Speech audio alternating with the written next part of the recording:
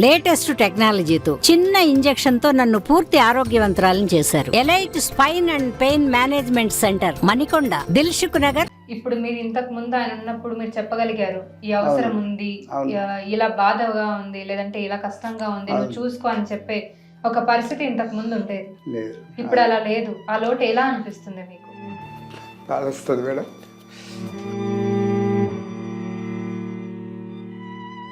నాన్న నాన్న నాన్న నీ మనసెంత మంచిదో నాన్న, నాన్న నాన్న నాన్న నీ ప్రేమెంత గొప్పదో నాన్న.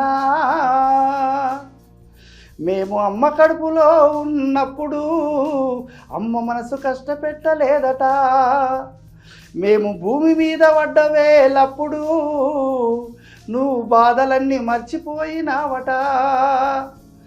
ముద్దు పెట్టుకొని గుండె కద్దుకుంటావు,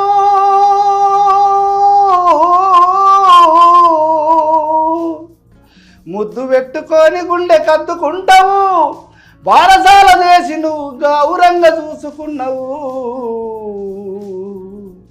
పాఠశాల పిల్లాలార చిలక పలుకుల బొమ్మల్లారా, పాలు మరిసే వయసులోనే పలక బలపం పట్టుకొని తల్లి ముద్దు తీసుకొని తప్పాటడుగులేసుకుంటూ తెల్ల పౌరం డ్రెస్సు వేసి తెలుగు తల్లి బడిలోకొచ్చే పాఠశాల పిల్లాలారా చిలక పలుకుల బొమ్మల్లారా.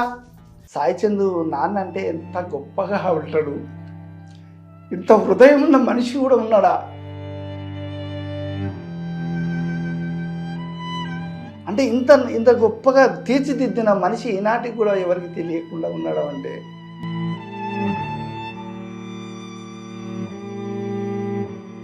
నిజంగా మేడం. ఆ రోజు ఏకాదశి పండుగ తర్వాత బక్రీద్ పండుగ రెండు ఒకే రోజు వచ్చినాయి. Hello, welcome to RTV. నేను మీ కౌసల్య. ఈరోజు మన ఆర్టీవీ స్టూడియోలో సాయి చందు గారి ఫాదర్ వేద వెంకటరాములు గారు ఉన్నారు. ఆయనతో మాట్లాడతాం. అండ్ అలాగే ఆయన స్వర్గస్థులయ్యి కూడా సంవత్సరం కావస్తుంది. ఇది 11వ నెల, మళ్ళీ ఇంకొక నెల దాటితే సంవత్సరం పూర్తి అయిపోతుంది. సో ఈ నేపథ్యంలో సాయి చందు గారిని ఇంకొకసారి గుర్తు చేసుకొని వాళ్ళ తండ్రి గారితో ఒకసారి మాట్లాడి అసలు ఎలా ఉంది జీవితం, ఎలా గడుస్తుంది, సాయి చందు గారు చనిపోయిన తర్వాత ఆయన జీవితంలో ఏమైనా మార్పులు వచ్చాయి ఏంటి, ఆయన జ్ఞాపకాలు ఇంకా వెంటాడుతూ ఉన్నాయా, ఇవన్నీ విషయాలను మనం మాట్లాడతాం.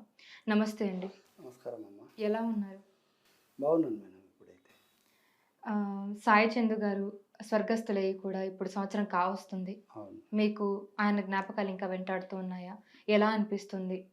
ఆయన ఉన్నప్పుడు ఎలా ఉండేది మీ జీవితం, ఇప్పుడు సాయి చందు గారు లేకుండా ఇప్పుడు ఎలా ఉంది? మేడం నమస్తే, నా పేరు వెంకటరాములు, మాది అమర్చింత, వనపర్తి జిల్లా, మహబూబ్నగర్, ఉమ్మడి మహబూబ్నగర్ జిల్లా. అయితే నాకు ముగ్గురు మేడం సంతానం. సాయి చందు రెండో కొడుకు, మొదటి కొడుకు క్రాంతి కుమారు, ఆయన ఆర్మీలో రిటైర్మెంట్ అయి చనిపోయాడు. ఆయన 2021లో చనిపోయాడు, లివర్ డ్యామేజ్ అయిపోయి చనిపోయాడు. ఇప్పుడు అయితే సాయి చందు, క్రాంతి కుమార్ తల్లి చనిపోయింది. ఇప్పుడు నాకు రెండవ వైఫ్, ఆమె కూతురు ఉజ్వల అని నాకు ఒక కూతురు ఉంది. ఇప్పుడు ప్రస్తుతానికైతే ముగ్గురు సంతానంలో ఇద్దరు లేరు, ఒకరు మిగిలిరు. ఇంకా నా కూతురే ఇంకా మొత్తం సర్వస్వం. ఇప్పుడు కొడుకైనా కూతురైనా అన్నీ ఇక మాకు ఆదరిస్తుంది అనే ఆశతోటి ఎదురు చూస్తున్నటువంటి పరిస్థితి నాది. ఇప్పుడు అన్మ్యారీడ్ ఆమె ఇప్పుడు ప్రస్తుతం పైలట్ ట్రైనింగ్ చేస్తున్నది ఇక్కడ హైదరాబాద్లో, బేగంపేటలో. తెలంగాణ స్టేట్లోనే ఒక 6 మంది మాత్రం సెలెక్షన్ అయినరు, అందులో మా కూతురు ఒకటి. ఓకే. జనరల్ గా అందరూ సాయి చందు గారు వాళ్ళ నాన్న అంటే ఎక్కువగా ఇద్దరు కొడుకులే ఉన్నారేమో అని అనుకునేటట్టుగా ఉంటుంది. ఎందుకంటే కూతురు గురించి మీరు ఎక్కువ ప్రస్తావించలేదు ఎప్పుడు కూడా. సో అందుకే మాకు కూడా కూతురు గురించి అసలు ఏం చేస్తుంది, ఏం చదువుతుంది అనేది పెద్దగా తెలియదు. సో ఇప్పుడు మీరు చెప్తుంటే అవునా అన్నట్టు ఉంది. చాలా గొప్ప విషయం, అది చాలా సంతోషం. చాలా అది అనుకోకుండా మాకు అంటే నా సంతానానికి ఒక మంచి పేరే వచ్చింది. అంటే ముగ్గురికి ముగ్గురు, ఒక ఆయన ఇంటిలో దేశం కొరకు ఆయన అంకితమైండు, సాయి చందు మొత్తం ప్రపంచానికే తెలిసిపోయే గాయకుడు అయిండు. అవును. ఇక నా కూతురు కూడా ఇప్పుడు రేపు పైలట్గా ట్రైనింగ్ తీసుకుంటుంది. అవును. పైలట్ అయిన తర్వాత మన తెలంగాణలోనే one of the government seat వచ్చిన వాళ్ళలో నా కూతురు ఒక్కటి. Great great. అది ఆమె స్వయంగా ఇంట్రెస్ట్ తోటి ఎంట్రన్స్ రాసి సంపాదించుకున్న సీటు. అంటే మాకు సాయికి కూడా తెలియదు బ్రతుకున్నప్పుడు. నా కూతురుకి ఇట్లా సీట్ వచ్చిన విషయము కొంతకాలం తర్వాత తెలిసింది కానీ ఎంబడే తెలియదు. ఓకే, అంటే మీరు చెప్పాలనుకోలేదా? అంటే సందర్భం రాలే, ఇంకా అది చేసుకుందాం అనే లోపలే తర్వాత చెప్పిన. ఇంకా అంటే కొంతకాలము సాయికి ఇప్పుడే ఎందుకు చెప్దాం అంటే భారం అవుతుంది చెప్తే, ఆమెకు సంబంధించినటువంటి ఖర్చులు కానీ ఇవి కానీ మళ్ళీ ఆమెని చూడవలసిన బాధ్యతని మా కొడుకు మీదనే భరించడం అనేది నాకు నచ్చలే అప్పుడు. సరే చూద్దాం తర్వాత భారమైనప్పుడు చెబుదామని అనుకొని భారమైనప్పుడు చెప్పిన. ఎప్పుడు అంటే సంవత్సరం క్రితమే, లాస్ట్ ఇయర్ ఫిబ్రవరిలో చెప్పాను. అంతకుముందే ఆమెకు ఒక 6 నెలల క్రితమే ఆమెకు వచ్చింది సీటు. అప్పటికి డిగ్రీలో అయిపోయింది. ఇంటర్ క్వాలిఫికేషన్ తోటి ఆమెకు డిగ్రీ ఫస్ట్ ఇయర్లో ఆమెకు సీట్ వచ్చింది. డిగ్రీ ఫైనల్ వరకు వాళ్ళకు కోచింగ్స్ అవన్నీ తీసుకున్నారు.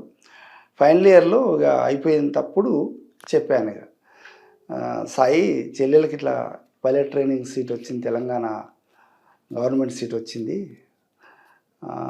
కనుక కొంచెం ఆమెకు పర్సనల్గా మనమే ఖర్చులు పెట్టుకోవాలి. ఇప్పుడు ట్రైనింగ్లో మనమే అంటే రియంబర్స్మెంట్ మాత్రం గవర్నమెంట్ ఇస్తుంది. అది 30 lakhs మేడం. మొత్తం 2 years ట్రైనింగ్, 18 నెలలు దాని ట్రైనింగ్. ముందు మీరు ఖర్చు పెట్టుకోవాల్సి ఉంటుంది. లేదు లేదు, 200 hours దాని ట్రైనింగ్ కోర్సు. ఆ 200 hours కోర్సుకు 18 months ట్రైనింగ్. ఆ 18 monthsకు సంబంధించి 1 yearకు 15 lakhs. ఫస్ట్ ఇయర్కి 15, సెకండ్ ఇయర్కి 15, మొత్తం 30 lakhs గవర్నమెంట్ పే చేస్తుంది. ఎవరికి అకాడమిక్ వాళ్ళకి పే చేస్తుంది. అయితే ఇంకా మనము ఇప్పుడు పర్సనల్గా 2 years ట్రైనింగ్లో మనం ఆమెకు సంబంధించినటువంటి ఖర్చులు అన్నీ కూడా మనమే భరించుకోవాలి. అంటే ల్యాప్టాప్ కానీ మెటీరియల్స్ కానీ అవన్నీ కూడా ఖర్చులు ఒక దాదాపు 10-15 వేల దాకా ఖర్చు వస్తుంది మేడం. అంటే సొంతం రూమ్ తీసుకోవాలి, హాస్టల్ వసతి లేదు దానికి, సొంతము రూమ్ తీసుకోవాలి. 6 మంది కూడా ఆ బేయంపేట అకాడమీకి సంబంధించిన ఏరియాకు దగ్గరలో ఉండాలి. మళ్ళీ ఎక్కడ అంటే ఇక్కడ ఉండడానికి లేదు. అందులో 6 మంది కలిసి ఒకే చోట ఉండాలి. అట్లా కోచింగ్ వాళ్ళు చెప్పారు, ఇట్లా నియరెస్ట్ ఉండాలి అని చెప్తే మేము అక్కడ నియరెస్ట్లోనే రూమ్ తీసుకొని అట్లా అరేంజ్ చేసుకొని అక్కడ ఉన్నాము. అట్లా ఆమె ఖర్చుకు సంబంధించి 15,000 దాకా ఖర్చు వస్తుంది పర్ మంత్ అని చెప్పిన. నేను ఇంతవరకు అయితే నేను చూడగలిగిన, ఇక నుంచి ఇక నువ్వు చూసుకుంటే బాగుంటుంది అన్న అని చెప్తే చాలా సంతోషపడ్డాడు. అరే చాలా గ్రేటు రా నువ్వు అని చెప్పి చెల్లెలతోటి నాన్న చెప్పిండు. చాలా హ్యాపీ, అది చాలా బాగా వస్తుంది మేడం. ఎలా అనిపిస్తుందండి ఆయన ఇప్పుడు లేరు? ఇప్పుడు ఏదన్నా ఇప్పుడు మీరు ఇంతకు ముందు ఆయన ఉన్నప్పుడు మీరు చెప్పగలిగారు ఈ అవసరం ఉంది, ఇలా బాధగా ఉంది, లేదంటే ఇలా కష్టంగా ఉంది, నువ్వు చూసుకో అని చెప్పే ఒక పరిస్థితి ఇంతకు ముందు ఉండేది. ఇప్పుడు అలా లేదు. ఆ లోటు ఎలా అనిపిస్తుంది మీకు? అది లోటే మేడం, చాలా భారమే. ఎందుకంటే నేను ఒక్కరిని మోయాల్సింది నా కొడుకు మోస్తుండే. అది ఎందుకంటే ఒక ఆడపిల్ల విషయంలో చాలా జాగ్రత్తలు తీసుకోవాల్సింది, చాలా భారమైన విషయం కూడా, చాలా ఖర్చుతో కూడుకున్న విషయం. మగపిల్లలు ఒక డ్రెస్ వేసుకుంటే చాలు 10 రోజులు ఉండొచ్చు.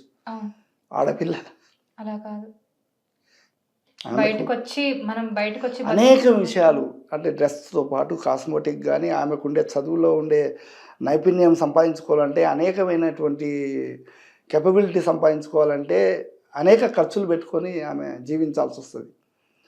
సో అట్లాంటి హైదరాబాదు నగరంలో అంటే మరీ ఖర్చుతో కూడుకున్న విషయం కదా, దాన్ని తను బేర్ చేస్తా అని ఒప్పుకున్నప్పుడు చాలా సంతోషం అనిపించింది. మొదటిసారి మేడం మాకు రాఖీ పండుగకు, అంటే చాలా ఏళ్ళ తర్వాత రాఖీ పండుగ సందర్భంగా మా ఊరికి వచ్చిండు సాయి. చాలా తక్కువ మా ఊరికి వచ్చేది. అంటే 2003లో హైదరాబాద్కు వచ్చిండు మేడం నా కొడుకు డిగ్రీ చదువుల కొరకు. హైదరాబాద్కు వచ్చిండు, డిగ్రీ ఇక్కడనే విద్యానగర్లో చదువుకున్నాడు. అది కూడా ఒక చిన్న ఇన్సిడెంట్ ఏంది మేడం అంటే విద్యానగర్లో నేను కూడా ఇంటర్మీడియట్ చేసిన. విద్యానగర్లో ఎస్విఎస్ కళాశాల డిగ్రీ కళాశాలలో నేను కూడా ఇంటర్మీడియట్ చేసిన ఓకే 1983లో 20 సంవత్సరాల తర్వాత 2003లో 83లో నేను 2003లో నా కొడుకు ఓకే సేమ్ అదే Same కాలేజీలో కాలేజీలో. సేమ్ కాలేజీలో సీట్ వచ్చింది. అనుకోకుండా వచ్చింది. అప్లై చేసుకుంటే అదే కాలేజీలో వచ్చింది విద్యానగర్లో. అదొక మాకు యాక్సిడెంటల్ సంబంధించినటువంటి ఇన్సిడెంట్. ఊహించలే నేను ఏ కాలేజీలో సీట్ వచ్చిందంటే పలానా కాలేజీ వచ్చిందని చెప్పిండు నాకు. ఈ ఇద్దరం కలిసి కాలేజ్ మొత్తం చుట్టూ మొత్తం తిరిగినాం మేడం చాలా హ్యాపీగా. అంటే నేను చదువుకున్నా నీ వయసులో నేను ఈ కాలేజీలో తిరిగినా అదే కాలేజీలో నువ్వు కూడా ఇదే కాలేజీలో చదువుకుంటున్నావు కదా బిడ్డ చాలా హ్యాపీ అని ఇద్దరం కలిసి ఆ కాలేజ్ అంతా తిరగలాడి అసలు ఒకటే రూమ్లో నేను ఏ క్లాస్ రూమ్లో ఉన్నానో అదే క్లాస్ రూమ్లో తను కూడా క్లాసు తీసుకున్నాడు. నేను ఏ బెంచ్ మీద కూర్చున్నానో తను కూడా అదే బెంచ్ మీద కూర్చున్నాడు. పెద్ద అనుభూతి మేడం. అందులో ఇద్దరం కలిసి మాట్లాడుకున్నాం, ఇద్దరం కలిసి తిరిగినాం, కలగలిసి తిరిగి ఒక 20 ఏళ్ళ ఫ్రెండ్స్ లాగా గత 20 ఏళ్ల క్రితం నేను ఎట్లా ఉంటే 20 ఏళ్ళ తర్వాత నా కొడుకుతో నేను కూడా ఇప్పుడు తిరుగుతూ అంటే నేను ఎక్కడ సీట్లో కూర్చున్నానో అదే సీట్లో కూర్చున్నాడు బెంచ్లో. ఇది ఎంత చాలా ఆశ్చర్యం మేడం నాకు అనిపించింది. అరే ఎంత ఇది దేవుని కృపణ ఏంది ఇది ఇంత యాక్సిడెంటల్గా జరుగుతుందా కొన్ని విషయాలు అని చెప్పి అనిపించింది. చాలా గ్రేటు అది. చాలా ఇద్దరం కలిసి ఒకటే బెంచ్లో ఉన్న కూర్చొని మాట్లాడుకొని ఒక గంట సేపు హ్యాపీగా గడిపినాం టీ తాగి. చాలా హ్యాపీ నాన్న నాకు ఇంకా చాలు బిడ్డ నీవు ఇంత ఇలాంటి హైదరాబాద్ నగరంలో నువ్వు నేను కలిసి చదువుకున్న కాలేజీలో ఉండడం అంటే ఆశ్చర్యమైన విషయం. చాలా హ్యాపీ అని అనుకున్నాం. అయితే ఆ సంఘటన కూడా ఎందుకు చెప్తున్నానంటే 83లో నేను రేడియో స్టేషన్లో పాట పాడినా. అదే కాలేజీ నుంచి నన్ను కాలేజీ తరఫున నన్ను కాలేజీలో పాట పాడడానికి నన్ను రేడియో స్టేషన్కి పంపారు. తెలుగు టీచరు ఒక ప్రోగ్రామ్ ఇచ్చిండ్రు. ఆ ప్రోగ్రాంలో నేను సింగర్ని, ఒక ఆయన కవితలు, ఒక ఆయన బుర్రకథ, ఇట్లా ఒక కల్చరల్ టీం ఒకటి 7 మందితో తయారు చేస్తే ఆ 7 మందిలో నేను ఒకరిని. అప్పుడు నేను 83లోనే రేడియో స్టేషన్లో పాట పాడినా. అప్పుడే గొప్ప గాయకులు. అప్పుడు అనుకోకుండా అంటే నేను ఆ కాలేజీ నుంచి దాదాపు నేను గాయకుడిగా పరిచయం అయిపోయినా. మీరు పాటలు రాస్తారు, పాడతారు కూడా? రాస్తారు ఇప్పటికి కూడా. ఇప్పుడు కూడా అంటే ఈ మధ్యకాలం రాయలే కానీ రాస్తాను. కలం పట్టుకుంటే ఇంకా ఏదైనా సంఘటన రావాలి, సందర్భం రావాలి. ఈ మధ్య కాలంలో దేని గురించి అయినా రాయాలి అని అనిపించిందా? పాట రాయాలి అని మీరే చెప్తారు. రాయలేదు, సాయి చంద్ మీదే రాద్దామని కూడా చాలా రోజులు అనుకున్నా కానీ రాయబుద్ధి అయితే లేదు. రాస్తాను మంచిగా. అప్పటి ఆయన సందర్భం వస్తుంది, జన్మదినం సందర్భం వరకు వాటి రాద్దామని అనుకున్నాను. సాయి చంద్ గారిని గుర్తు చేసుకొని ఒక మంచి పాట పాడతారా మా కోసం? అంటే నా జీవితానికి పరమార్థం తీసుకొచ్చింది నాన్న పాట.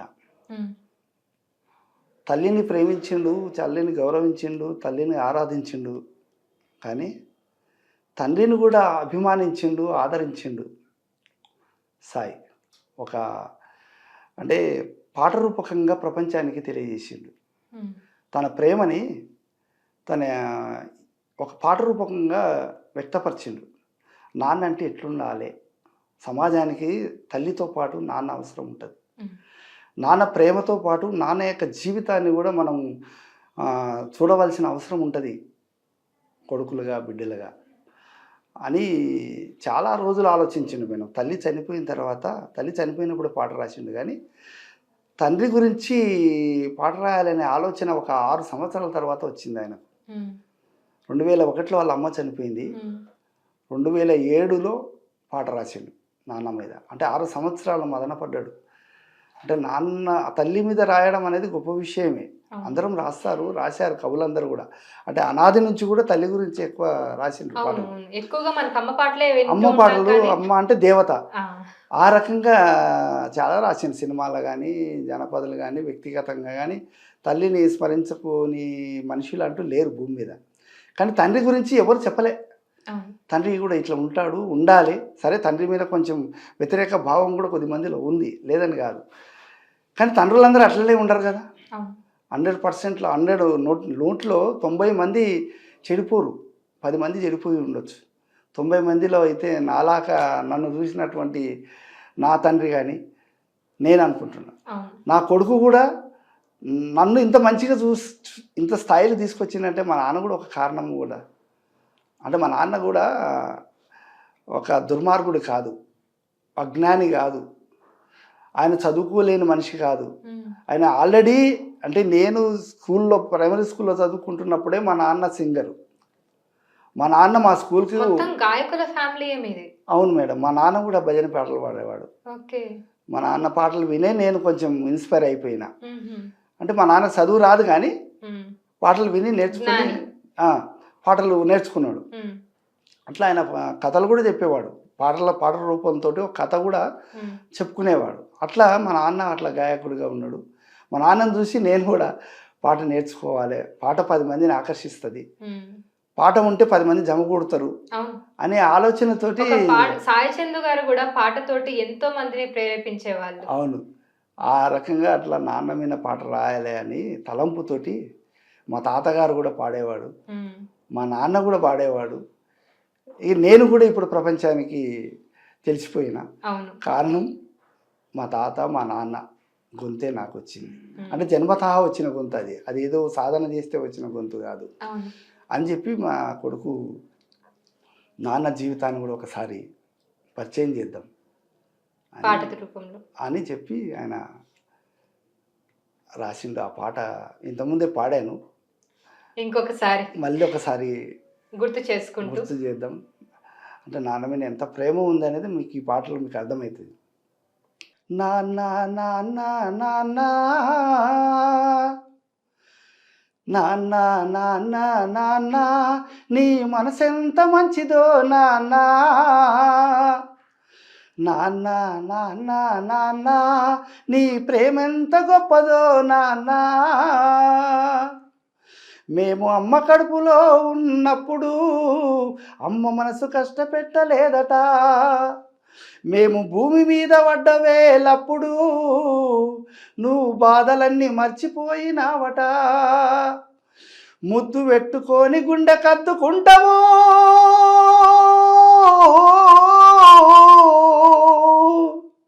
ముద్దు పెట్టుకొని గుండె కద్దుకుంటావు, బారసాల చేసి నువ్వు గౌరంగా చూసుకున్నావు. నాన్న నాన్న నాన్న నీ మనసెంత మంచిదో నాన్న, నాన్న నాన్న నాన్న నీ ప్రేమెంత గొప్పదో నాన్న. మా ఏలు పట్టుకొని నడక నేర్పినవు, నీ ఎదల ఎత్తుకొని మురిసిపోయినవు, మంచి చెడ్డలన్నీ మాకు చెప్పినవు, మేము ఎదుగుతుంటే నువ్వు పొంగిపోయినవు. బుద్ధులెన్నో చెప్పినవు బుజ్జగించినవు,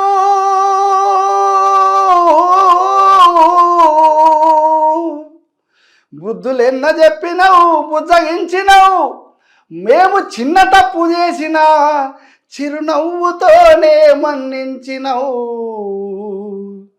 నాన్న నాన్న నాన్న నీ మనసెంత మంచిదో నాన్న, నాన్న నాన్న నాన్న నీ ప్రేమెంత గొప్పదో నాన్న. కుటుంబ భారమంతా మోసుకొచ్చినవు, బాధ్యతకు మారు పేరైనవు, నీ కష్టమంతా కడుపులోనే దాచుకున్నావు, నీ కన్నీళ్ళు కంటి రెప్ప దాటనీయవు. మేము ఒక్క పూట పస్తులుంటే చూడలేవయా,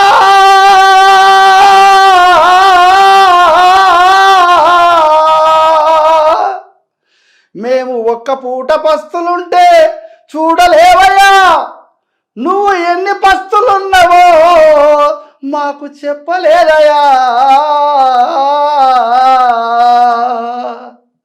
నాన్న నాన్న నాన్న నీ మనసెంత మంచిదో నాన్న, నాన్న నాన్న నాన్న నీ ప్రేమెంత గొప్పదో నాన్న. మేము కోరుకున్నదేది కాదనవు, మా మనసుకు గాయపరచనీయవు, నీ ఎదల ఎన్ని బాధలున్నా కానీ మా క్షేమమే నువ్వు కోరుకుంటావు.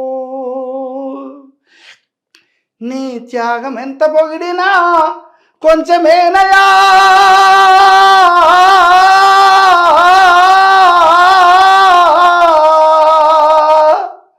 నీ త్యాగం ఎంత పొగిడినా కొంచెమేనయా త్యాగశీలి నాన్న నీకు పాదాభివందనమయ్యా. చాలా గొప్పగా పాడారండి, చాలా బాగుంది. ఆ ఒక్కొక్క లైన్ కూడా చాలా గొప్పగా వర్ణించారు నాన్న గురించి ఆయన. అవును మేడం, చాలా బాగా పాడారు పాట కూడా. నేనే నాన్నను కాదు, అసలు చాలా మంది చాలా నాన్నలు మంది నాన్నలు ఇలానే ఇలా ఉంటారు. ఉండాలి అని తను భావించుకొని, అంటే తను, నేను ఒక్కటే చెప్పగలుగుతాను మేడం, ఎవరైనా ఇన్స్పైర్ కాకుండా మీరు చప్పట్లు కొట్టలేరు. ఇన్స్పైర్ కాకుండా తండ్రి జీవితాన్ని చూడకుండా తండ్రిని ఊహించి రాయలేము. అవును, అది కష్టం. అసలు అది జీవితంలో ఉంటేనే అది రాయగలుగుతాం. జీవితంలో కనబడాల తనకు కొన్ని ఊహాజనితం ఉండొచ్చు, కానీ జీవితం 90% ఆయన కనబడితే తప్ప దాని గురించి రాయగలుగుతాం కవిత్వంలో. అట్లా నాన్న జీవితాన్ని చవి చూసి, నాన్న అంటే ఇట్లా ఉండాలి నాలాగా, నాకు నాన్న ఇంత మంచిగా ఉన్నాడు, అందరి నాన్నలు ఇట్లా ఉండాలి అని నేను ఎందుకు చెప్తున్నాను మేడం అంటే, ఈ నాన్న పాట నేను 2019లో నా బిడ్డ గురుకుల కాలేజీలో ఇంటర్మీడియట్ చేసేటప్పుడు పేరెంట్స్ కమిటీకి 150 మంది విద్యార్థులకు ఒక మీటింగ్ పెట్టిండు, సదస్సు పెట్టిండు. నేను మా బిడ్డ మరికెళ్ళు, నారంపేట జిల్లా మరికెల్లో చదువుతుంది ఇంటర్మీడియట్ గురుకుల కాలేజీలో. ఆ సందర్భంగా పేరెంట్స్ 150 మంది పేరెంట్స్ని పిలిచిండు మొత్తం 3 జిల్లాల. నేను ఆ కాలేజీకి చైర్మన్, నేను మా బిడ్డ చదువుకునే కాలేజీలో నేను కూడా పేరెంట్స్ కమిటీ చైర్మన్. అయితే మమ్మల్ని పిలిచిండు, నేను నా భార్య ఇద్దరం కలిసి వెళ్ళాము. వెళ్ళినప్పుడు నేను సాయిచంద్ వాళ్ళ నాన్నని తెలియదు, అక్కడ ఎవరికి తెలియదు, నేను కూడా చెప్పలేదు. జనరల్గా నేను సింగర్గా అందరూ సాయంత్రం పూట అందరూ కల్చరల్ ప్రోగ్రాం పెడితే ప్రతి పేరెంట్ ఒక పాట పాడగల వాళ్ళంతా ఒక లిస్ట్ ఇవ్వండి అని చెప్తే నా పేరు కూడా ఇంట్రొడ్యూస్ చేసిన దాంట్లో పాట నేను నాన్న పాట పాడతా అని చెప్పి పాడాను. ఆ పాట విన్న తర్వాత 150 మంది తల్లులతో పాటు అక్కడికి వచ్చిన కల్చరల్ టీము, ఆర్గనైజేషన్ టీం వాళ్ళు కూడా అందరూ ఏడ్చిండ్రు. ఏడ్చి అందులో ఒక పిహెచ్డి చేసే అమ్మాయి, ఆ స్టూడెంట్ ఒక ఆమె వచ్చింది ఆర్గనైజేషన్లో. ఆమె ఏమంటుంది మేడం అంటే, నాకు నాన్న అంటే నిజంగా ఇష్టం లేదు నాన్న, కానీ నాకెందుకో నువ్వు పాట పాడిన తర్వాత సాయిచంద్ వాళ్ళ నాన్న అంటే ఇంత మంచిగా ఉన్నాడు అంటే నేను చూస్తున్నా ఇప్పుడు, నువ్వు న్యాచురల్ కూడా మంచిగా ఉన్నావు అంటే వ్యక్తిగతంగా కూడా చాలా బాగున్నావు, నువ్వు మా అందరితో పాటు కలిసి ఉన్నావు కదా, నీ బిహేవింగ్ చాలా నచ్చింది నాకు, మేము ఎప్పుడు చూడలేదు నిన్ను, సాయిచంద్ వాళ్ళ నాన్న అంటే ఎట్లుంటాడో అనుకున్నాము, కానీ మీరు కూడా ఇంత మంచి సింగరు ప్లస్ తండ్రి అంటే ఎట్లా ఉండాలో మీరు ఒక శిల్పం లాగా ఉన్నారు మీరు అని మాకు అనిపించేది. కాబట్టి నేను మా నాన్నని నిజంగా నేను ప్రేమించను, కానీ నేను చూసిన తర్వాత నాకు నాన్నని కూడా ప్రేమించాలి, నాన్నని మంచిగా చేసుకోవాలని అనిపించి నేను మా నాన్నని మంచిగా చేసుకుంటాను అది మేడం, రియలైజేషన్ అయింది. అంటే చాలా గొప్ప విషయం మేడం. ఇట్లా నేను చాలామంది సాయిచంద్ చనిపోయిన తర్వాత కూడా నేను నాన్న పాట పాడిన తర్వాత నా పాట విని చాలామంది నాకు కొద్దిమంది చెప్పారు, కొడుకులు తల్లిదండ్రులను సరిగా చూస్తలేరు, తండ్రి కొడుకుల మధ్య ఉండే సంబంధ బాంధవ్యం ఎట్లా ఉండాలనేది సాయిచంద్ వాళ్ళ నాన్నని చూసి నేర్చుకోవాలి మనము అని డిస్కస్ చేసుకొని కుటుంబంలో తల్లిదండ్రులను అగౌరవపరిచే వాళ్ళందరికీ కూడా మనం సాయిచంద్ వాళ్ళ నాన్నని ఆదర్శంగా తీసుకోవాలి, సాయిచంద్ని ఆదర్శంగా తీసుకోవాలి. కనుక ఇప్పటి నుంచి మనం తల్లిదండ్రులను గౌరవించాలి. మనం ఏదైనా ఉంటే తల్లిదండ్రులు ఏమాత్రం మనం తిట్టినా కొట్టినా మనం బాధపడకుండా తల్లిదండ్రులను గౌరవించాలి, ప్రేమించాలని వాళ్ళ ఇంట్లో మార్పులు కనిపించినాయంట. కొద్దిమంది కుటుంబాల్లో అనుకున్నారు, డిస్కస్ చేసుకున్నారంట, ఏంటి నా కొడుకు ఒక రకంగా ఉండేమన్నట్టు వరకు ఈరోజు ఒక రకంగా కనబడిండు అంటే కారణం ఏంటి అంటే సాయిచంద్ వాళ్ళ నాన్న పాట విన్న తర్వాత, సాయిచంద్ను చూసిన తర్వాత, సాయిచంద్ నాన్నను చూసిన తర్వాత అట్లా ఉండాలి నిజంగా తండ్రి కొడుకుల బంధము, తండ్రి కొడుకులు ఎప్పుడు కూడా ఎంత ప్రేమగా లవ్లీగా ఉన్నారు అని అనిపించి అట్లా మార్పు కనబడింది అంటే అది గ్రేట్ అనిపించింది నాకు కూడా. గొప్ప విషయం. ఒక ఆయన ఫోన్ చేసి చెప్పిండు, పాట విని మనిషిని చూసి అరే ఇంత గొప్ప అంటే గద్దరు మీటింగ్కి వచ్చినప్పుడు కూడా చూసి గ్యాలరీలో వచ్చినప్పుడు చాలా మంది మేడం కళాకారులంతా నా చుట్టే మూగిండ్రు ఆ రోజు. అప్పుడు గద్దర్ గారిని స్మరించుకుంటూ ఒక ఈవెంట్ చేశాం. అవును. అప్పుడు ఆ ఈవెంట్ లో మీరు కూడా వచ్చి అప్పుడు పాడాను. చాలా బాధపడ్డారు మీరు. చాలా అవును. పాటలు కూడా పాడారు గద్దర్ గారిని స్మరించుకుంటూ, సాయి చంద్ గారిని స్మరించుకుంటూ. అవును మేడం. సో ఇప్పుడు ఆ ఈవెంట్ జరిగి కూడా ఒక 10 నెలలు గడుస్తూ వస్తుంది. అవును మేడం. సో ఇంకా మీరు ఇంకా బాధలోనే ఉన్నారు అని అనిపిస్తుంది. ఇంకా సాయి చంద్ గారిని మిస్ అవుతున్నట్టు. అవును మేడం. నేనైతే మీకు సాయి చంద్ గారు ఉన్నప్పుడు అంటే మీ ఫినాన్షియల్ స్టేటస్ ఏమన్నా మారింది అని చెప్పుకోవచ్చా ఇప్పుడు అప్పటికి ఇప్పటికి ఏమన్నా? మీకు ఎలా గడుస్తుంది, ఏంటి మీ జీవితం ఎలా ఉంది ఫినాన్షియల్ పరంగా మాట్లాడుకుంటే? ఫినాన్షియల్ పరంగా చూస్తే సాయి చంద్ నాకు పెద్ద కొండ అండ. ఎందుకు అంటే ఆయన ఒక స్థాయిలోకి వచ్చేసిండు. అంటే అట్టడుగు స్థాయి నుంచి ఒక ముఖ్యమంత్రి స్థాయి పక్కకు కూర్చునే స్థాయిలోకి వచ్చిందంటే అది అమితమైనటువంటి అంతులేనటువంటి ఆనందం మాకు. అది చాలా అనిపించింది. తను పెట్టినా పెట్టకపోయినా, తను చూసినా చూడకపోయినా అని అనిపించి ఆర్థికంగా పెద్దగా మేము ఒకటి ఏంటంటే నాకు వ్యక్తిగతంగా కూడా ఫైనాన్షియల్గా పెద్దగా ఒక 10,000 ఉంటే చాలు జీవితానికి, లక్షలు ఉండాల్సిన అవసరం లేదా అనుకునే మనస్తత్వం కలిగిన నేను. నాకు నిజంగా చెప్తున్నాను మేడం, నాకు 50 ఏళ్ళ వయసు వచ్చే వరకు కూడా నా బ్యాంక్ అకౌంట్లో ₹1,00,000 కూడా లేవు. 50 ఏళ్ళ వయసు వరకు కూడా అంటే ₹1,00,000 కూడా నేను ఎప్పుడు లెక్క పెట్టి ఎంచలేదు. ₹1,00,000 నేను ఎప్పుడు కళ్ళారా చూడలేదు నా చేతికి. అటువంటి జీవితాన్ని నేను అనుభవించినవాడిని. అట్లా కనుక నాకు డబ్బు మీద పెద్దగా ఆశ లేకుండా జీవించిన ఒకటి, ఉన్న దాంట్లో చాలా సంతృప్తిగా జీవించిన. మొత్తం ఫ్యామిలీ అంతా మేము, మా భార్య కానీ మా పిల్లలు కానీ ఈనాటి వరకు కూడా, నా కూతురు వరకు కూడా. నేను చెప్తున్నా కదా, నా కూతురు ఇప్పుడు పీజీ కూడా చేస్తుంది. ప్లస్ నా కూతురిని కూడా ఆ స్థాయికి తీసుకురావడానికి ఎన్నో అష్ట కష్టాలు పడ్డాము, ఆనందంగా పడ్డాము. మరి నా కొడుకుల్ని నా బిడ్డల్ని ఎంత పెంచి పెద్దగా చేసి నన్ను ఏం చూడకుండా వెళ్ళిపోయి నా కొడుకుల మీద బాధ లేదు. నా బిడ్డ కూడా ఇలాంటి స్థాయికి తీసుకొచ్చిన నా బిడ్డ కూడా రేపు చూస్తుందో చూడదా అనేది నిరాశ నిస్పృహలకు అయితే నేను గురి కాలేదు ఎప్పుడు. కాకపోతే కొడుకులు లేరనే ధైర్యాన్ని మాత్రం కోల్పోయినా. 2 కొడుకుల్ని కోల్పోయాను. కొండంత కొడుకులు ఒకేసారి, పర్వతం లాంటి కొడుకుల్ని. 2021లో మీ పెద్ద కొడుకు చనిపోయారు. అవును మేడం. 2 సంవత్సరాలకే మళ్ళీ సాయి చంద్ 21లో పెద్ద కొడుకు, 23లో సాయి చంద్. 2 సంవత్సరాల వ్యవధిలోనే ఇద్దరు చనిపోవడం అనేది ఇక చాలా అది బాధాతప్త హృదయంతో చెప్పుకోవాల్సిన విషయం తప్ప సంతోషంగా చెప్పే విషయం అయితే కాదది. అంటే కొంతకాలం కొంచెం ఆగిన తర్వాత ఏమన్నా అయింటే, దెబ్బ తగిలింటే ఏం కాదు, దెబ్బ మీద దెబ్బ. అట్లా అసలు దుఃఖం ఆరనే లేదు మాకు, కంట తడి ఆరనే లేదు, ఎంబడే ఇది మాకైతే. నాకు మొదటి భార్య చనిపోయినప్పుడు అదే బాగా దుఃఖము.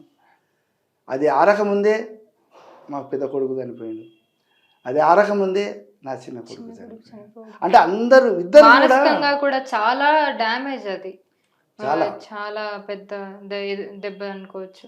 చాలా దెబ్బ మేడం. ఇప్పుడు రేపు మే 18వ తేదీనే సాయి చంద్ గారి మ్యారేజ్ డే. అవును మేడం. సో మీరు వాళ్ళ పెళ్లి గురించి ఏం మాట్లాడతారు? మీకు ఏమనిపిస్తుంది? సాయి చంద్ గారు బిఫోర్ మ్యారేజ్, ఆఫ్టర్ మ్యారేజ్ ఏమైనా తేడాలు అనిపించాయా అప్పట్లో మీకేమన్నా?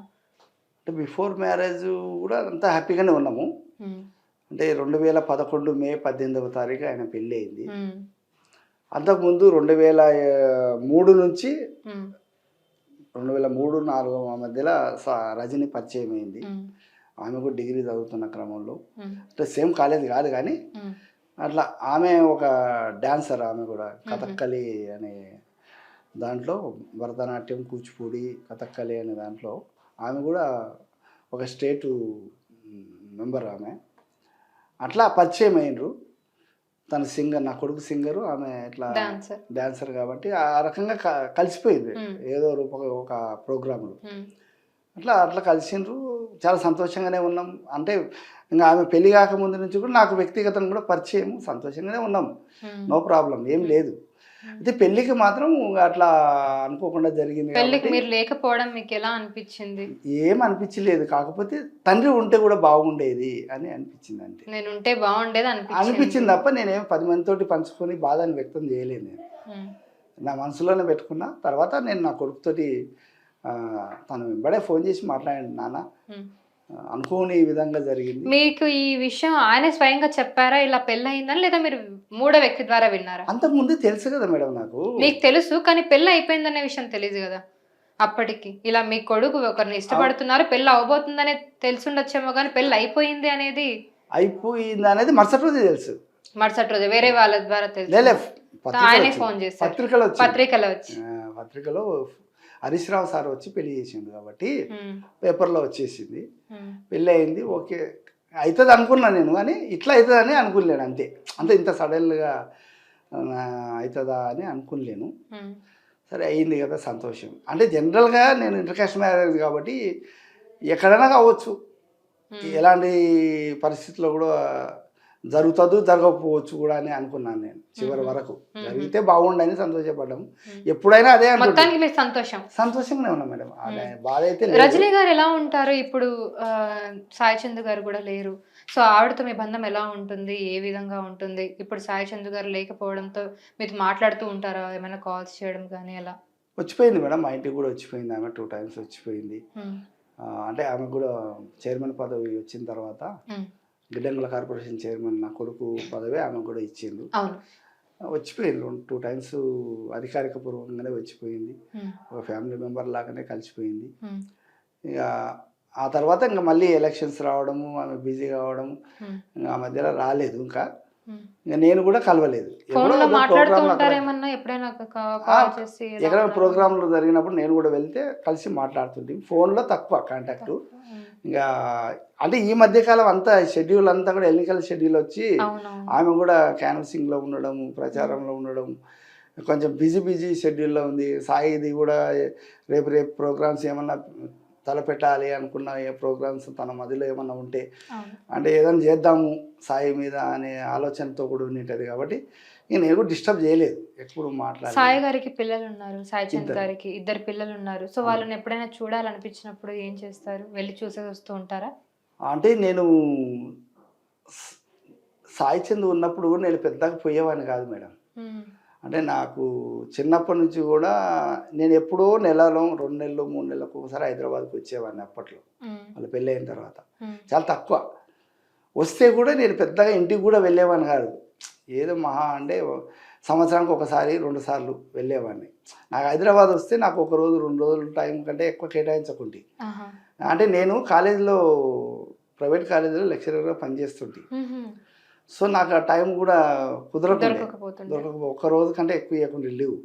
ఇట్లా ఉదయం వస్తే ఇక రాత్రికి వెళ్ళిపోవాలి మళ్ళా. అట్లా సాయి ఉంటే హైదరాబాద్లో ఉంటే తను కూడా బిజీ అప్పుడు.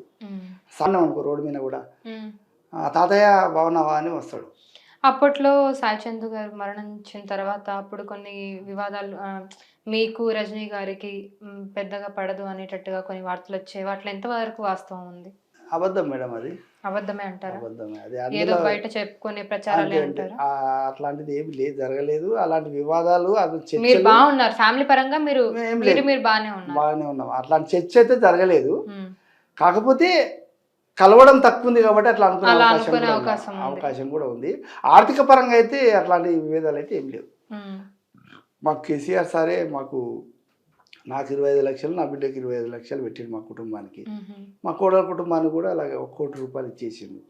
ఎవరి కుటుంబానికి వాళ్ళు ఆదరువుగా వాళ్ళు జీవించాలనే ఉద్దేశంతో పెట్టిపోయింది కేసీఆర్ సార్. ఆర్థికంగా మీకు ఇప్పుడు ఎలాంటి ఇబ్బందులు కానీ? ఇంకా దాని మీదనే బ్రతుకుతున్నాం మేడం. నేను ఇప్పుడు మంచిది 25 లక్షల మీదనే నేను నా భార్య బతుకుతున్నాం. నా కూతురు 25 లక్షల మీదనే నా కూతురు కూడా ఇప్పుడు స్టడీ కొరకు ఉపయోగించుకుంటుంది. సో మా కూతురికి నేను లేదు, నాకు నా కోడలు ఇవ్వాల్సిన అవసరం కూడా ఇంతవరకు అనుకోలేదు, అనలేదు. నేను కూడా మా కోడలు కూడా అయ్యో మీకు ఇబ్బంది ఉందని అడిగి చేయాల్సిన అంత పరిస్థితి అయితే నాకు కూడా లేదు. ఇప్పుడు సాయి చందు గారి మరణం తర్వాత మామూలుగా అయితే ఆయనకి సీఎం అవ్వాలని ఉండేది సాయి చందు గారికి. అవును. సో ఆయన కళ అనుకోవచ్చు అది. అవును. మీరు ఒకానొక సందర్భంలో చెప్పారు ఇలా, నేను ఆ కోరిక నెరవేరుస్తాను అని చెప్పి. దాని గురించి ఏమైనా ప్రయత్నాలు చేస్తున్నారా? ఏమన్నా ఎవరితోనైనా చర్చలు జరుగుతున్నాయా రాజకీయంగా? రాజకీయంగా నేనేం చర్చ చేయలేదు, కానీ నా కోడలు ఆల్రెడీ చైర్మన్ పదవిలో ఉండి రాజకీయాల్లోనే ఇప్పటికీ రాజకీయ రంగంలోనే ప్రవేశంలో ఉంది కాబట్టి ఇక ఎవరో ఒకరి కుటుంబంలో ఒకరు ఉంటే సరిపోతుంది అనే ఉద్దేశంతో కూడా నేను బ్యాక్ అయిపోయినా. ఇక ఒకవేళ నా కోడలు అట్లాంటి ఆలోచన లేకపోయి ఉంటే తప్పకుండా నేను ముందుకు వచ్చే అవకాశం, అంటే నాకు వ్యక్తిగతంగా లేదు, అంటే నేను ఏదో ఒక పదవిలా ఉండాలి, నాకు ఒక పదవి ఉంటేనే గౌరవప్రదంగా చూస్తారేమన్న ఆశ కానీ అభిలాష కానీ నాకు లేదు. కానీ అంటే చిన్నప్పటి నుంచి నాకు అలాంటి అలవాట్లు లేవు మేడం. నేను ఎక్కడ కూడా నేను పదవుల కోసం ఎక్కడ పాకులాడలేదు, అలాంటి ఆలోచన కూడా నాకు లేదు. కాకపోతే నాకు కొన్ని వరాలు కూడా వచ్చినాయి. నేను అనుకోకుండానే, అంటే నేను మా కూతురు చదివేటప్పుడు ప్రతి ప్రైమరీ స్కూల్ నుంచి నా బిడ్డ పీజీ వరకు డిగ్రీ వరకు చదువుతున్నప్పుడు ప్రతి స్కూల్కు కానీ కాలేజీలో కానీ నేనే చైర్మన్గా ఉన్నా. అనుకోకుండా నన్నే చైర్మన్ ఎన్నుకున్నారు. ప్లస్ ఈ అరుణోదయ కళారంగంలో దాదాపు 13 సంవత్సరాలు నేను జిల్లా అధ్యక్షుడు ఉన్నా, స్టేట్ వైస్ ప్రెసిడెంట్ ఉన్నా. నేను కావాలని లేదు కానీ నన్నే ఎన్నుకున్నారు. అంటే నాకు పదవుల మీద పెద్ద ఆశ లేదు, వద్దనుకుంటే కూడా నన్నే వరిస్తూ వచ్చినాయి. సో నాకు అలాంటి ఆలోచన లేదు. సరే గ్రామ పదవుల విషయ సర్పంచ్ కానీ లేకపోతే కౌన్సిలర్గా కానీ వార్డు మెంబర్ కానీ పోటీ చేయాలనే ఆలోచన కూడా ఇంట్రెస్ట్ లేదు. ఎవరైనా ఉండు నాన్న అని నా కొడుకు అడిగినా, లేకపోతే ఎవరైనా పొలిటికల్ లీడర్ని ఉంటే బాగుంటుంది అంటే సరే చూద్దాంలే అనేవాడిని. కానీ నేను ఆశపడి చేసిన రోజులు లేవు, పదవి ఆశలు అలాంటివి ఏమి లేవు. సరే నా కొడుకు తను చైర్మన్ అయిన తర్వాత ఒకసారి అడిగిండు, మా ఊరిది మున్సిపాలిటీ, ఆ సందర్భంగా నాన్న నువ్వు కౌన్సిలర్గా పోటీ చేస్తావా అని అడిగిండు. అంటే ఎందుకు నాన్న అంత పెద్ద అవసరమా మనకు ఇప్పుడు అని నేను అన్నాను. ఒకవేళ నీకు ఇంట్రెస్ట్ ఉందంటే, కౌన్సిలర్గా ఉందంటే నేను పోటీ చేయిస్తాను, నేను చేస్తావా నాన్న అంటే, నీవు ఉన్నావు కదా బిడ్డ, నీవు చైర్మన్ అయినావు, క్యాబినెట్ హోదాలో ఉన్నావు, ఇక నీ ముందర నేను కౌన్సిలర్గా పోటీ చేసి, సరే కౌన్సిలర్గా అయ్యి రేపు చైర్మన్ కావచ్చు, ఇంకేమిటి జిల్లా చైర్మన్ కావచ్చు, ఇట్లాంటివి అవకాశాలు కూడా ఉండొచ్చు, ఏమన్నా దీంతో కూడా అని ఉండొచ్చు. కానీ నాకు ఎందుకో పెద్దగా ఇంట్రెస్ట్ కలగలే. వదిలేనా, నువ్వు ఉన్నావు కదా చాలు బిడ్డ, నాకెందుకు, నువ్వు ఉంటే చాలు అని అన్నా. సరే నాన్న అని ఆడికే డ్రాప్ అయినా. సాయి చందు గారు మరణించిన తర్వాత మీరు ఎక్కువగా తెర మీదకి రావడం, మీరు ఎక్కువగా ఇంటర్వ్యూలు ఇవ్వడం, మీరు సాయి చందు గారు వాళ్ళ నాన్న అనేది తెలిసింది చాలా మందికి. అంతకు ముందు వరకు సాయి చందు గారే ఎక్కువగా కనిపించారు కుటుంబం నుంచి. ఆ తర్వాత మీరు ఎక్కువగా కనిపించడం మొదలు పెట్టారు. సో దీన్ని ఎలా చూడొచ్చు అంటారు? దీన్ని ఎలా చూడొచ్చు అంటే, నేను చెప్తున్నా కదా మేడం, సాయి చందు ఉన్నప్పుడు నేను 20 సంవత్సరాలు బ్యాకే ఉన్నా. బ్యాక్ ఎండ్ లో ఉండి కొడుకుని ముందుకు నడిపించాను. ఎస్, నా అదే దృష్టి కూడా అదే. నేను ఎక్కడ కూడా నా కొడుకు వేదికల మీద ఉంటే నేను వేదిక మీద వచ్చి పాట పాడలేదు, జనాల్లో ఉండే విన్నాను పాటలు. వేల మంది లక్షల మంది నిలబడ్డ చోట నేను కూడా మధ్యలో నిలబడి పాట విన్నా. దగ్గరికి పోయి నేను సాయి చందు వాళ్ళ నాన్ననని కుర్చీ లాక్కొని కూర్చోలేదు. అంటే జనాల మధ్యలో నేను కూడా ఒక ప్రేక్షకుడిని, నేను కూడా ఒక పాట వినాలనే ఒక తీపి తోటి నేను నిలబడ్డా తప్ప నా కొడుకు ఇట్లా ఉండడు, నన్ను ముందరికి తీసుకెళ్ళరా అనే ఆలోచనతో అయితే పోలే. నా కొడుకే గుర్తించి మా నాన్న పలానా చోట ఉన్నాడు, పిలుచుకురండి, మా నాన్న కూడా సింగరే, ఒక పాట పాడిద్దామని తను పిలిస్తే పోయి పాట పాడినా. మా ఊళ్ళో వాడినా, ఇంకొక చోట 2-3 చోట్ల మా కొడుకే పిలిపించాడు. మా నాన్న కూడా ఉన్నాడు, ప్రజలలో ఆడియన్స్లో ఉన్నాడు, పిలవండి అంటే పోయి పాట పాడినా నా కొడుకు నేను. అంతేకాని నాకు ఇంటర్వ్యూలు ఇవ్వాలని కానీ, అంటే సాయి బతుకున్నంత కాలం, సాయి వేదికల మీద మంచి గాయకుడిగా ప్రపంచానికి వెలుగుతున్నంత కాలం నేను వెనకనే ఉన్నాను, బ్యాక్ సపోర్ట్గానే ఉన్నాను. అంటే నన్ను ఎవరు నీ పక్కన నిలబడుతూ నేను సాయి చందు వాళ్ళ నాన్న అని కూడా ఎవరికి తెలియదు, అంత అన్నోన్ పర్సన్గా ఉన్నాను. చాలా ఎవరికి తెలియదు, చెప్తున్నా కదా మేడం, ఎవ్వరికి. నాకు అంటే రవిప్రకాష్ సారు అట్లా ఆర్గనైజేషన్లో పనిచేసి నేను కూడా అప్పుడు పనిచేసిన కాబట్టి నేను తెలుసు. లేకపోయి ఉంటే నేను ఎవరో తెలియదు వాస్తవంగా, అంటే చాలామందికి తెలియదు. నేను ఒక అరుణోదయ సంస్థలో పనిచేశాను, ఒక 10-12 సంవత్సరాలు పనిచేశాను కాబట్టి అరుణోదయ సంస్థలో తిరిగిన కళాకారులకు తప్ప మిగతా జానపద కళాకారులకు కూడా పెద్దగా తెలియదు, సినీ కళాకారులకు తెలియదు, లేదా ప్రజలందరికీ కూడా తెలియదు. కొద్దిమందికి మాత్రమే నా పాట అంటే ఇష్టపడే వాళ్ళకి మాత్రమే తెలుసు. అంటే అట్లా ఆ రకంగా నేను ఉన్నాను తప్ప నా కొడుకు పోయిన తర్వాత నేను కనబడాలనే దృష్టితోటి కాదు. నా కొడుకు చనిపోయిన రోజే చూసిండ్రు నన్ను. ఎప్పుడైతే నేను గుర్రంగూడకు వచ్చినో ఆ రోజే చూసిండ్రు నన్ను. అంటే ఛానల్స్ వాళ్ళు కానీ, అనేక మంది ఎమ్మెల్యేలు కానీ, మినిస్టర్లు కానీ, లేదా సాయి చంద్ అభిమానులు కానీ, లక్షలాది మంది ప్రజలు కానీ, కళాకారులు కానీ అందరూ ఆ రోజే నన్ను చూసి నా దుఃఖం చూసిండ్రు. ఆ రోజు నా దుఃఖాన్ని చూసి అనేక మంది, చాలామంది అన్నారు, నీ దుఃఖము మమ్మల్ని నేర్పించింది. సాయి చంద్ నాన్న అంటే ఎంత గొప్పగా ఉంటాడు, ఇంత హృదయం ఉన్న మనిషి కూడా ఉన్నాడా, అంటే ఇంత గొప్పగా తీర్చిదిద్దిన మనిషి ఈనాటికి కూడా ఎవరికి తెలియకుండా ఉన్నాడు అంటే చిన్న పదవి వస్తేనే పేరు చెప్పుకొని ఎంతో సంపాదించుకొని గొప్పగా నా కొడుకు ఇట్లా అంటాడు అట్లా అంటాడు అని అనేక ప్రాంతాల్లో తిరిగి పేరు ప్రతిష్టలు తెచ్చుకునేవాడు, లేదా ఆస్తులు సంపాదించుకునేవాడు. కానీ నేను గవర్నమెంట్ ఇచ్చిన ఆనాడు 40 ఏళ్ల క్రితం గవర్నమెంట్ ఇచ్చినటువంటి 2 రూముల్లోనే జీవిస్తున్నా. ఈనాటికి 45 సంవత్సరాలు అవుతున్నది నేను ఇల్లు కట్టుకొని. ఆ ఇంట్లోనే నా పిల్లలు పెరిగినరు. అంటే గవర్నమెంట్ ఇచ్చిన ఇంట్లో ఈనాటి వరకు ఉన్నానంటే మీకు అర్థమై ఉంటుంది. అంటే ఏ ఆశ పడలేదు నేను. అంటే నా వ్యక్తిగతంగా కట్టుకున్న సొంత కష్టార్జితంతో కట్టుకున్న ఇంట్లోనే జీవించాను తప్ప మా నాన్న ఇంట్లో కూడా లేను నేను. మా నాన్న ఇల్లు కూడా వదిలేసిన. స్వయంగా నేను బయటకు వచ్చి గవర్నమెంట్ ఇచ్చిన ప్లాట్లో గవర్నమెంట్ ఇచ్చినటువంటి లోన్ తోటి తీసుకొని కట్టుకొని నేను నా భార్య నా పిల్లలు జీవించిన.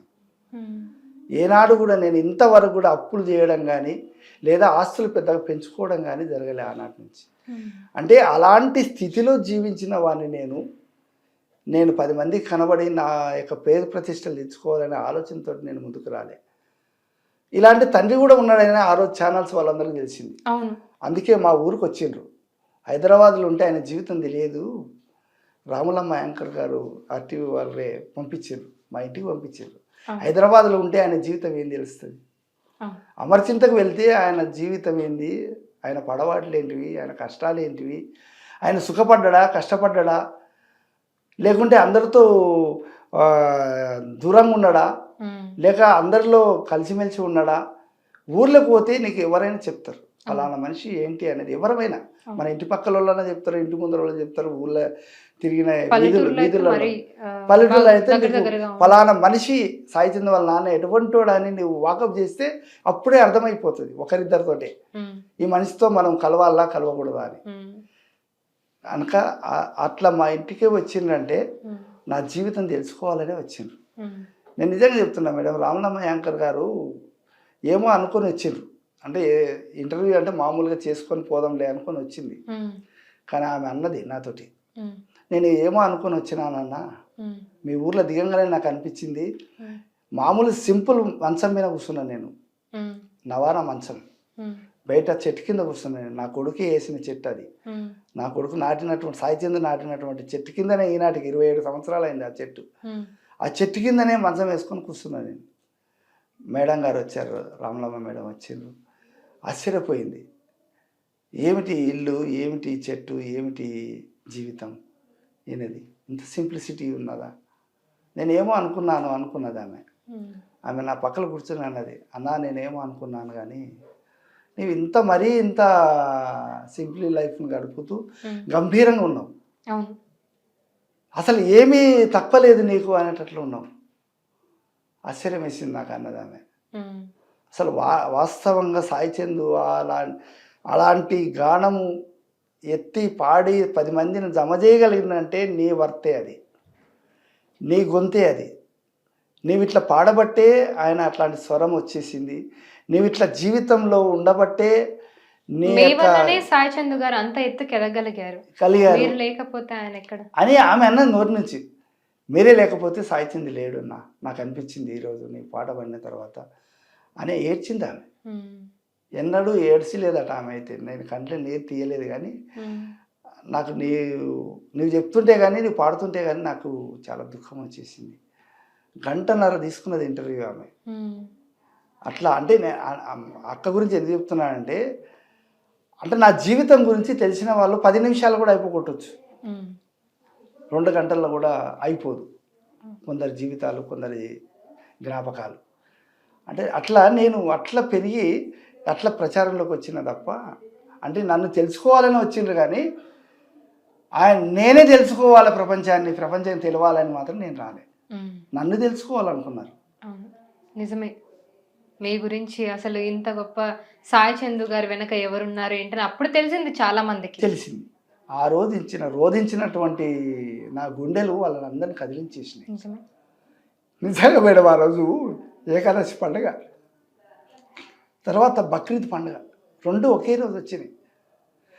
అయితే హిందువులు ముస్లింలు ఇద్దరు మూకుమ్మడిగా నా రథయాత్ర వెంబడి, మా సాయిచంద్ర రథయాత్ర వెంబడి రథం పక్కన కూర్చున్నా. నేను ఏడుస్తుంటే నీళ్ళు అందించిండ్రు మేడం.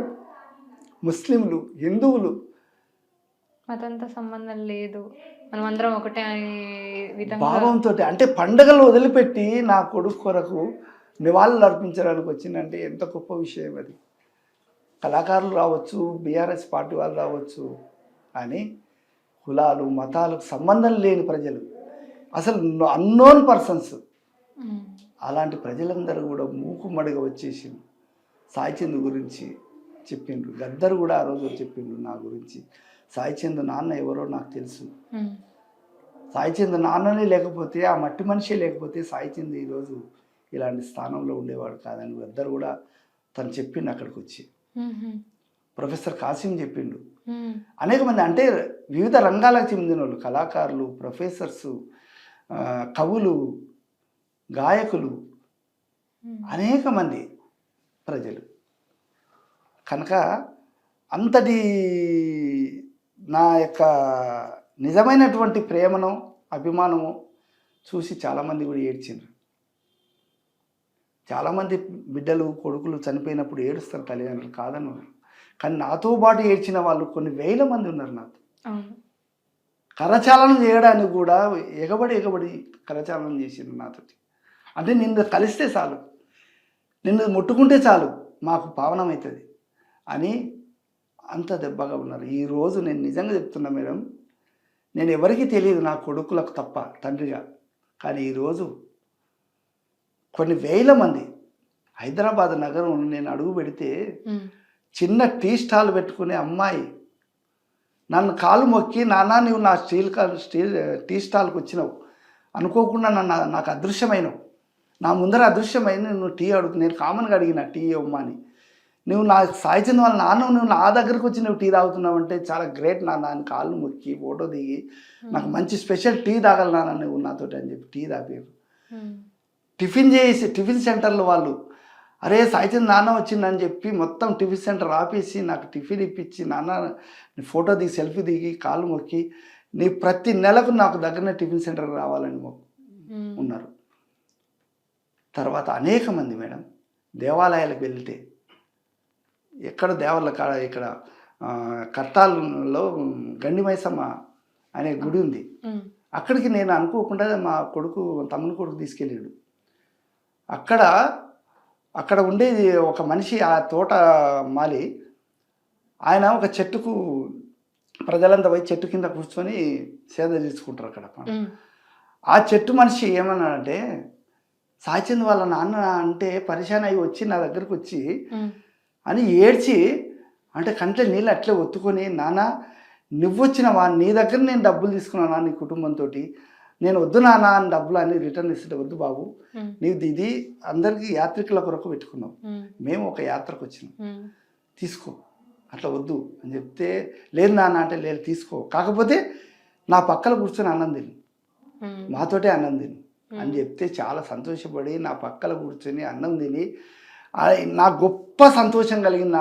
నాన్న అంచనా నేను అన్నం తినిపించుకున్నావు నువ్వు అని నేను చాలా సంతోషపడ్డా అని ఆయన భూమికి దగ్గరకు తీసుకెళ్ళి, సాయిచంద్ అన్న ఇక్కడికి వచ్చిండు, మా అన్న భూమిలోకి వచ్చిండు, అన్న లేడు ఇప్పుడు, ఆయన వచ్చి ఆయనతోటి భూమి పూజ చేపిద్దాం అనుకునేటి అన్న చనిపోయిండు, అనుకోకుండా నువ్వు వచ్చినావు నాన్న అని నన్ను దొలకపోయి ఈ భూమి పూజ నువ్వే చేయాలని చెప్పి అన్నాడు.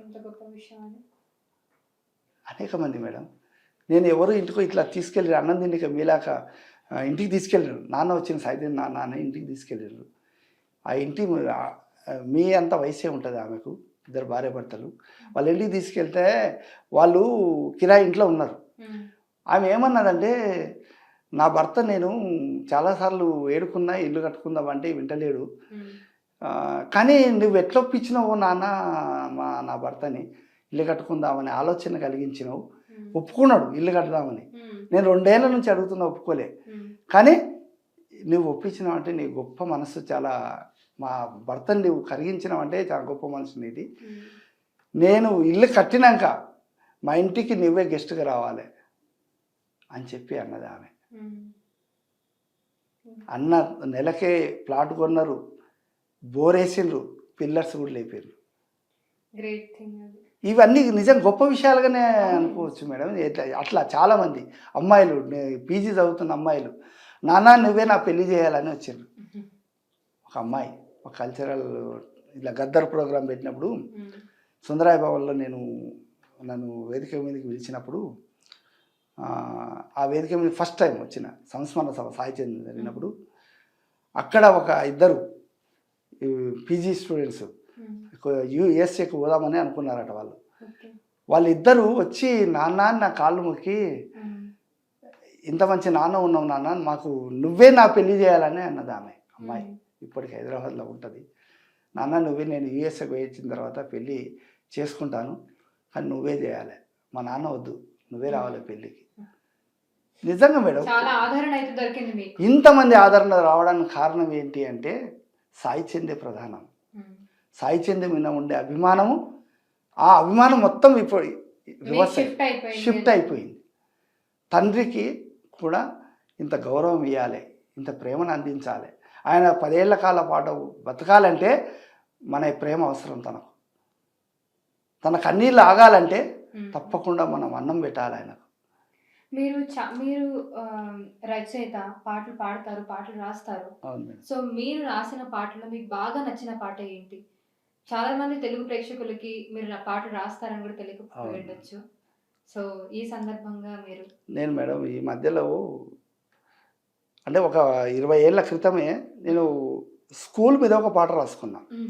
అంటే జనరల్గా అందరం స్కూల్లో చిన్నప్పటి నుంచి మనం ఎట్లా ప్రవేశం చేస్తాం, స్కూల్లో టీచర్స్ ఎట్లా ఉంటారు, పిల్లలు ఎట్లా ఉంటారు, ఆ స్కూల్ వాతావరణం ఎట్లా ఉంటుంది అనే దాని మీద నేను ఒక టీచర్ అడిగింది నన్ను, నాకు ఫ్రెండ్ వెంకటరాములు, నువ్వు స్కూల్ మీద నాకు సెండ్ ఆఫ్ మీటింగ్ ఉంటుంది కదా మేడం, 10th క్లాసు అమ్మాయిది పిల్లలది, ఒక పాట రాయని చెప్పింది.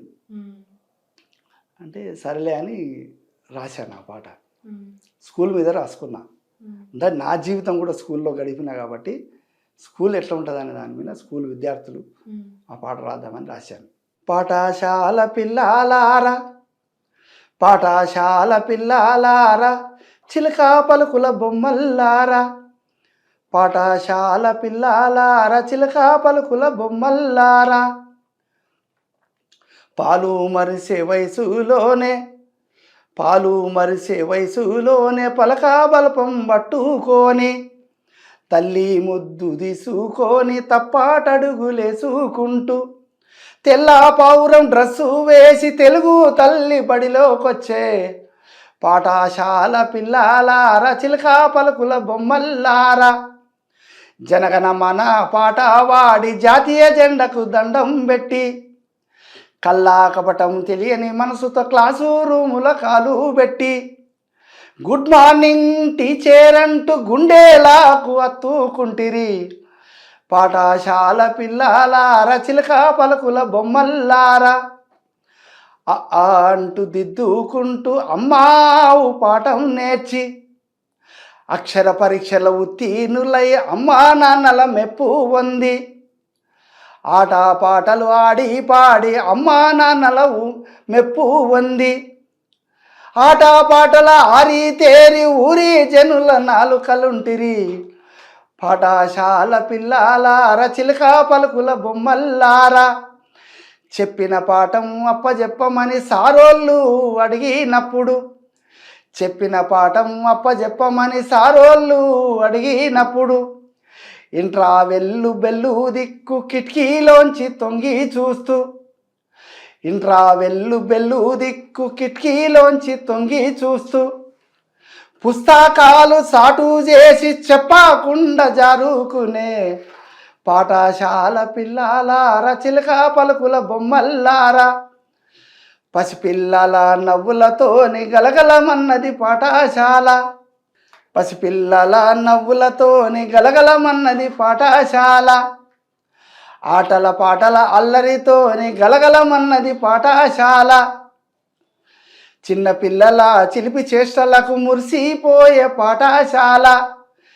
చిరుబుర్రులాడే మాస్టర్లైనా మీ చిరునవ్వులకు చిందులేస్తారు పాఠశాల పిల్లలారా చిలక పలుకుల బొమ్మల్లారా కులం మతం భాషలన్నీ తేడాలన్నీ మర్చిపోయి చేయి చేయి కలుపుకొని స్నేహబంధం పెంచుకొని చిన్ననాటి తీపి గుర్తులు గుండెల్లోనే దాచుకొని బడి జోడు వీడుతుంటే కళ్ళ నిండా నీళ్ళు తిరిగే పాఠశాల పిల్లలారా చిలక పలుకుల బొమ్మల్లారా.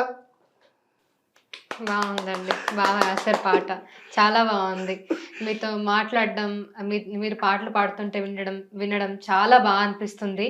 సాయి చందు గారిని మరీ ఇంకొకసారి గుర్తు చేసుకున్నట్టు అయింది మాకు, ఆయన జ్ఞాపకాలన్నీ. మీరు బాధపడుతుంటే చూడలేకపోయాం, కానీ తండ్రికి ఆ బాధ అనేది ఎప్పుడూ ఉంటుంది.